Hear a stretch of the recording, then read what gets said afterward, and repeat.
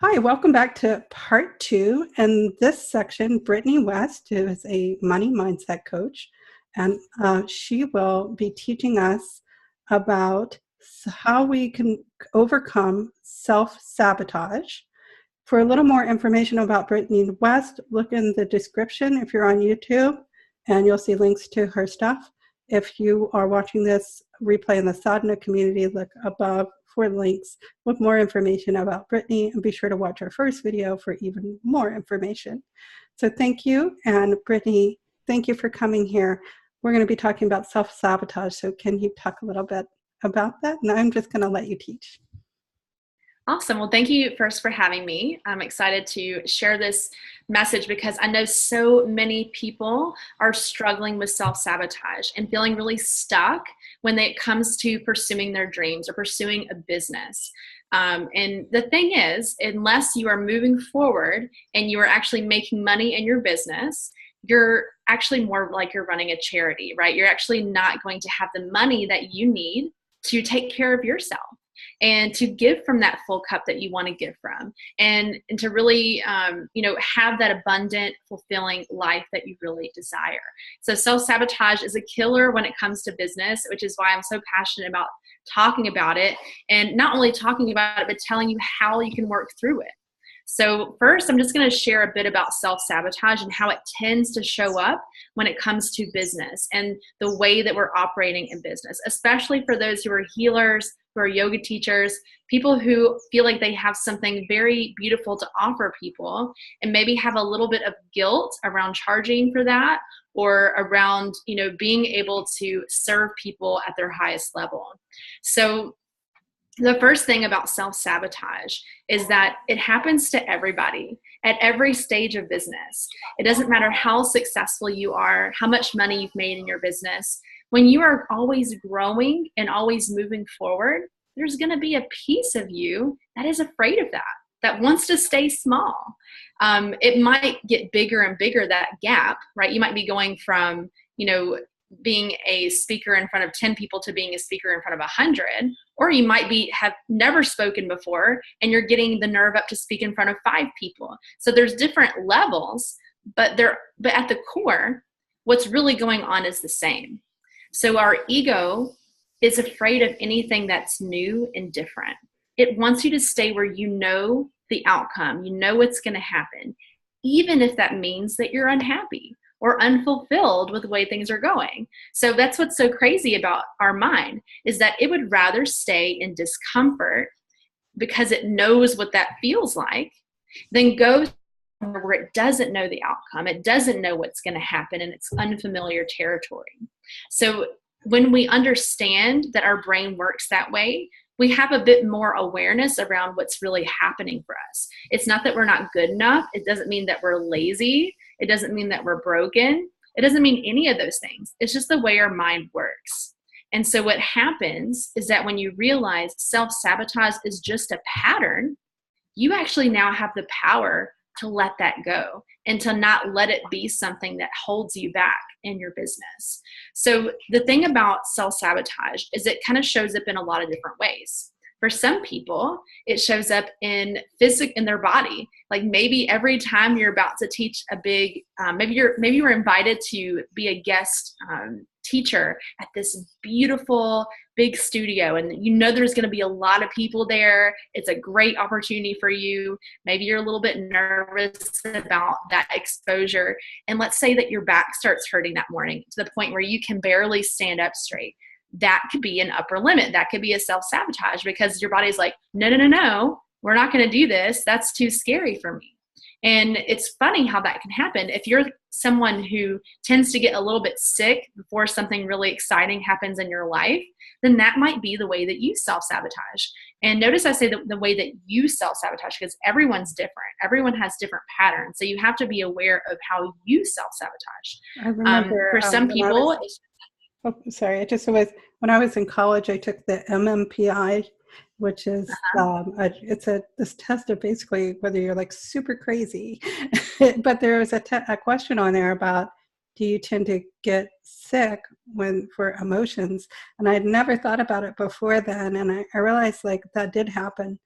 And it was kind of surprised me to recognize that I was actually, instead of feeling my emotions, I was just getting sick. Exactly. Headaches, things like that. Anything that can hold you back a little bit. And also procrastination, which I think most everybody can relate to in some form or fashion. You know, procrastination shows up when we are trying to have everything be perfect before we move forward. So we're really overthinking, we're overanalyzing, we're over perfecting. We want it to be just so because we believe that if we move forward with the way things are, something horrible is going to happen, or we're going to be embarrassed, or something is going to make us kind of want to run away and hide. So it's safer to be in procrastination because you have the illusion of moving forward without actually doing so. Because you're like, well, at least I'm doing something, at least I'm working, but you're not actually being true to yourself and you're not actually moving forward. So that's another pattern. So one is getting sick or feeling like things that are happening in your body are holding you back. Two is procrastination, that perfectionism that we can tend to have as givers, as people who want to serve. And the third thing is, you know, feeling like you have to constantly be a better version of yourself before you can move forward. So I just want to be clear, there's nothing wrong with wanting to grow. I think it's great. And in fact, I've invested a lot in myself to constantly learning and growing. But you never want that to be an excuse for why you can't move forward right now. Because the truth is, if you're watching this, there are gifts that you have right now that people need. And you don't have to get another certification to get started. You can get another certification while you're working and helping people and deepen your work and make it better.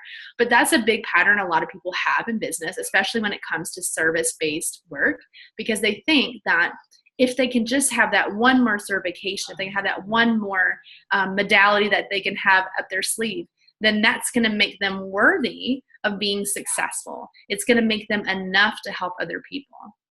I think that also with that thing about needing like one more training is that it's important that to recognize that sometimes when you're like one step ahead of somebody, you can be a better teacher than that person. Like, for example, with yoga, I started practicing yoga 30 years ago before there were really like studios like anywhere. And I'm not really dealing with the same thing that people are right now. And even yoga itself has changed a lot. I have a great background because I studied with all these master teachers that are starting to get to the end of their career and I can pass on their teachings. But there's things that I haven't learned because I'm older. And I'm not like a teacher who's like, 27 teaching a 20-year-old may actually be able to have something to teach that person that I don't have, simply by the fact that they're, more closer to what's happening right now. Exactly. And so I think it's a block because people they're so close. The thing is, when people are so close to their gifts, they have a hard time seeing how special they are because it feels so natural and second nature that it can actually feel like it's less valuable than somebody else's gifts. I mean, it's very common for people to say, I wish I could do it like her, or I wish that I had that gift, without really seeing that you have a gift that she probably wishes that she had or he had. So I think, we're on the core of self-sabotage is that we're not able to see just how powerful we are in this moment. We're not able to see that we do have what we need to move forward, that we do have. And you're breaking up a little bit. So we'll just that people could use in this moment. We're always thinking in the future. Oh, we're getting a little bit of breakup. So we'll just back up just a moment just to make sure everybody got everything that you were saying. So I was just saying that, self-sabotage is really rooted in not feeling like you have enough to move forward right now. And, a big piece of that is being able to come back to your own gifts and what you have to offer and not getting caught up in comparison. Of course, that's another pattern is when we start to compare ourselves to other people and recognize that you have something very special inside you, or else you wouldn't be doing this. You wouldn't ask you about certification. about that one, because I've actually been running into this a lot as I've been, for this course we're in, I've been interviewing a lot of people who are newer yoga teachers. And there's this one teacher in particular who's very self-confident that many people keep on bringing up. And they kind of talk about, well, I'd like to train with her. And I feel like what they're really saying is, I would love to be as self-confident as this woman, because she's not sort of classically beautiful, but there's just a presence about her. She's really fun.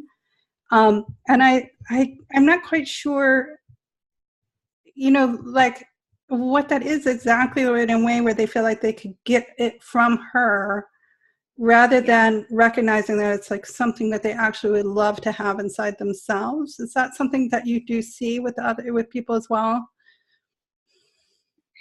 Absolutely. I think that people tend to, again, they put other people on a pedestal, other people's gifts on a pedestal.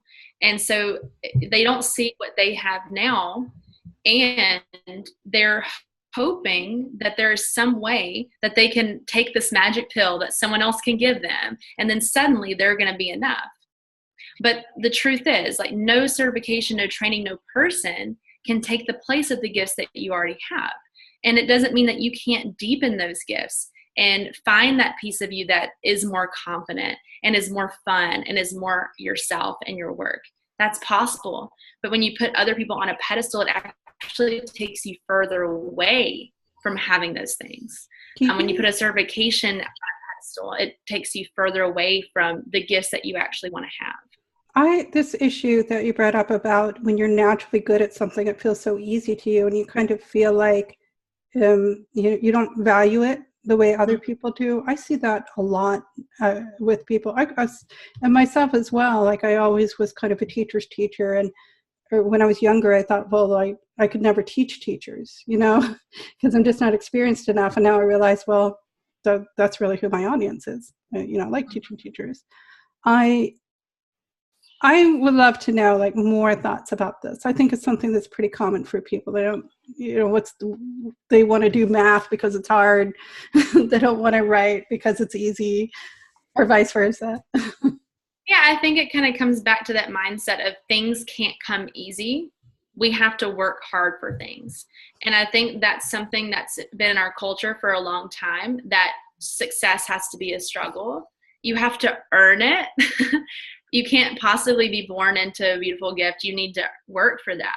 And so when something comes very natural, I think there's almost like this weird sense of guilt that it comes easy for you, and that you have to somehow try to make it harder for yourself.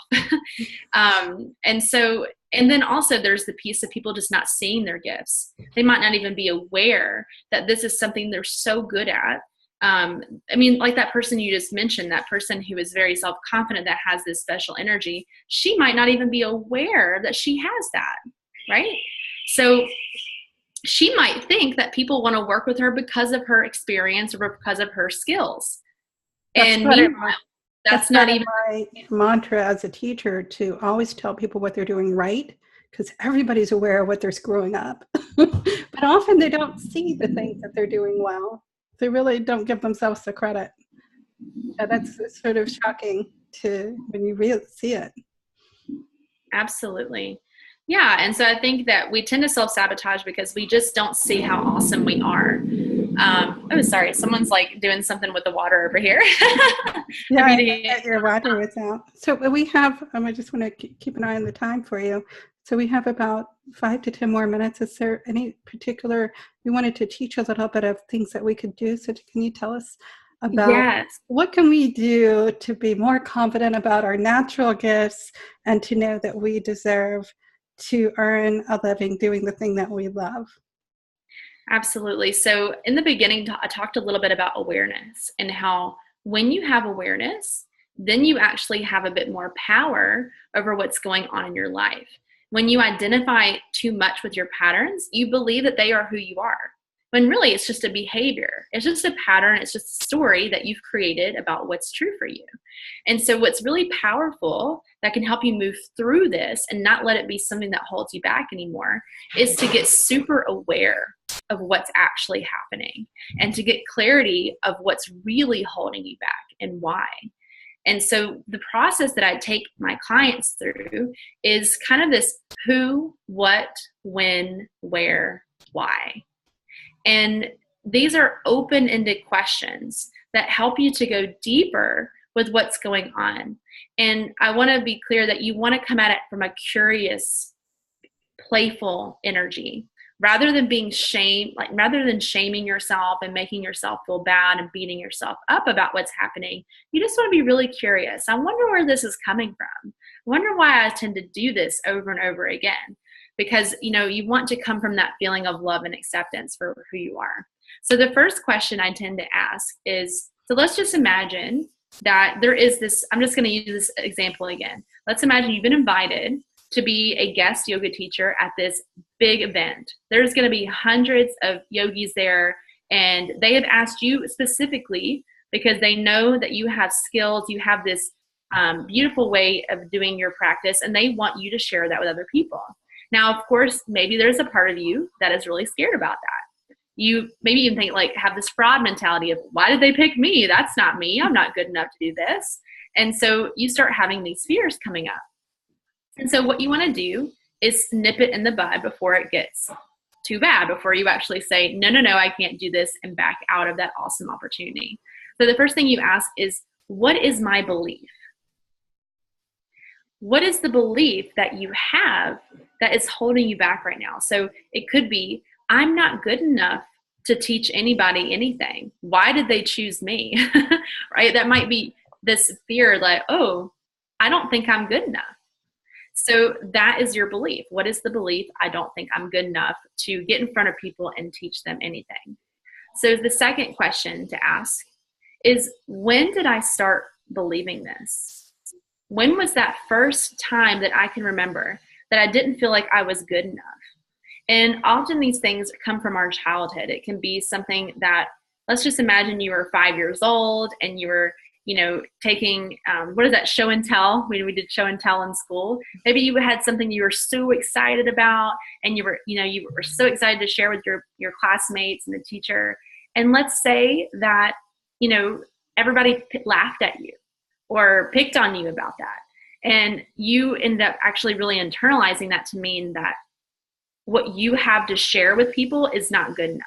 And sometimes it's kind of, because when you're really young, things like that, like now you say, oh, that couldn't have affected me. But, you have to think about it through the eyes of your 7-year-old self, or that it was important to you then. And you do have to value that, even though it may seem silly to you now, that it affected you because you weren't seeing it as an adult. Now as an adult, you can see it differently. Sorry.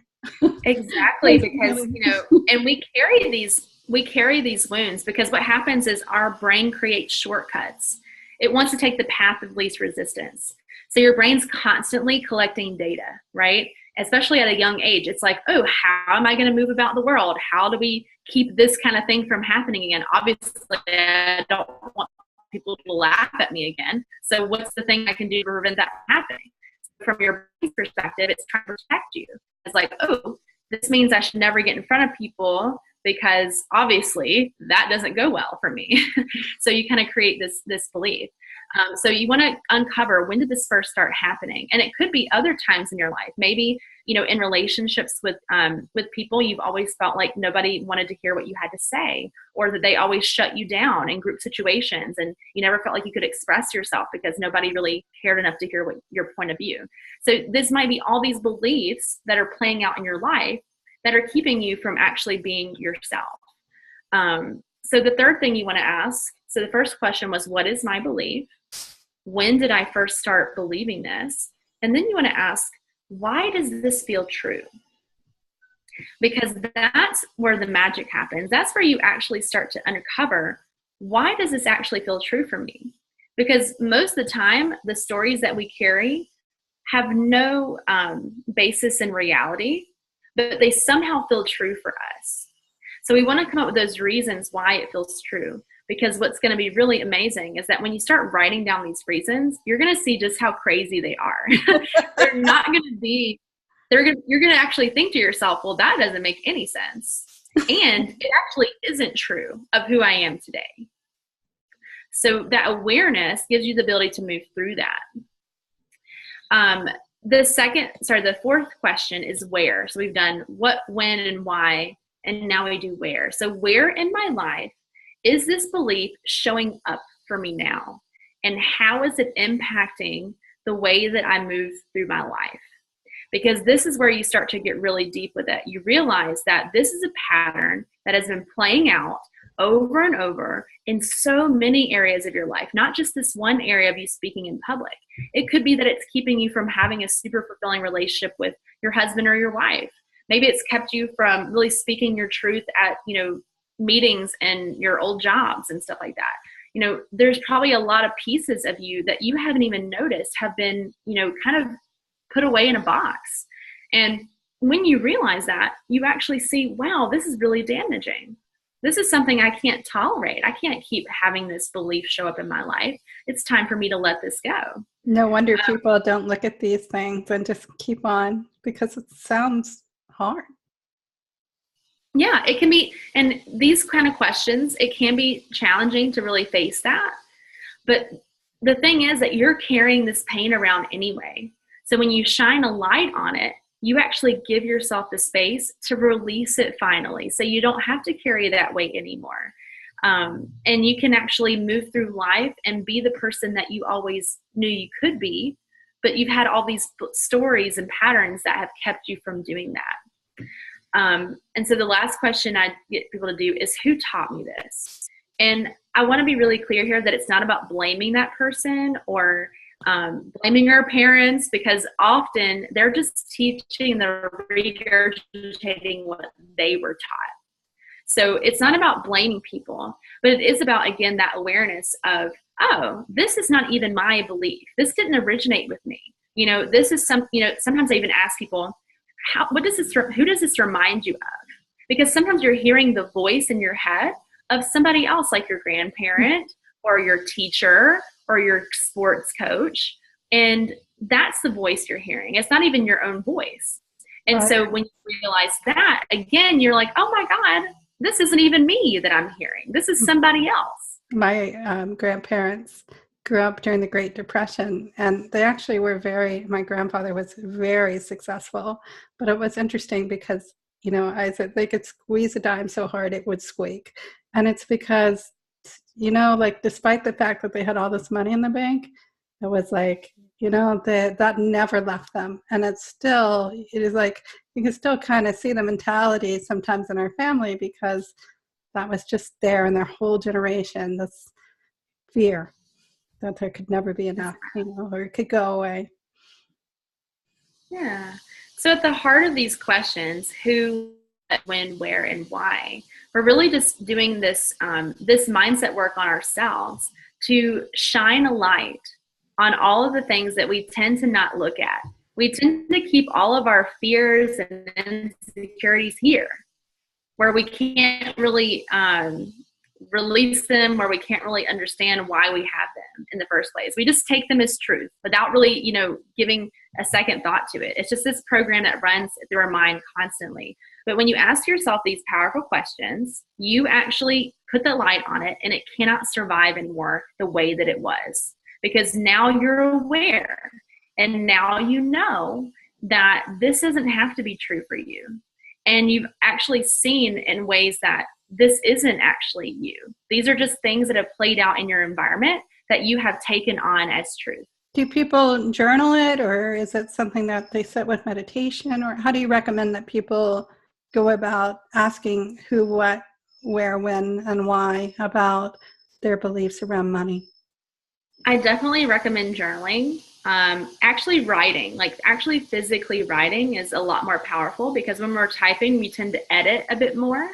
But when we're writing, we're actually getting into that flow, and we're just writing what's going on in our mind. It's like a stream of consciousness, right? We're just writing and writing. And I find that writing can be very healing, and we tend to go deeper when we're writing something. The goal is to not have it stay here. We want to get it out of your head and onto paper, because that's when you can actually see all these pieces that you haven't been able to see before. So it's kind of like doing a big experiment. If you had all the data in your head and there was no way to analyze it, you would never really come to accurate conclusions about what was really going on. It would just be based on what you could see one thing at a time in your head. But when you see all of it together, all this evidence for why you don't actually have to believe this pattern anymore, it makes it very hard for the ego to latch on to that anymore.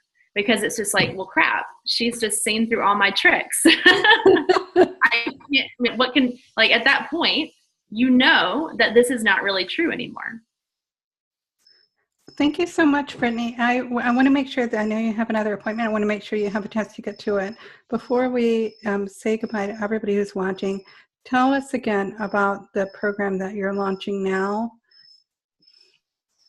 Yeah, so I'm actually launching a program called Get Out of Your Own Way Intensive, which is a 4-week program around mindset. And it's the 4 main areas that we self-sabotage in business.